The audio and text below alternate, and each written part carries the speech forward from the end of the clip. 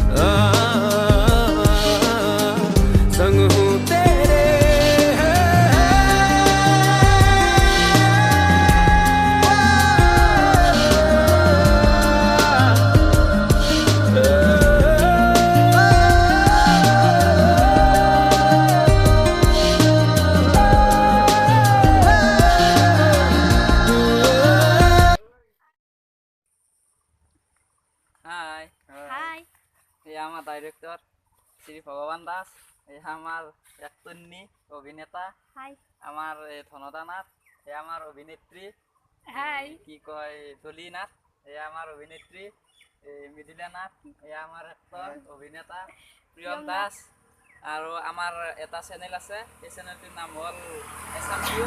এই চেনেলটো আপোনালোকে চাব, চাই কেনেকুৱা লাগে আপোনালোকে আমাকো জনাব, লাইক কৰিব, সাবস্ক্রাইব কৰিব, শেয়ার কৰিব, কমেন্ট কৰিব।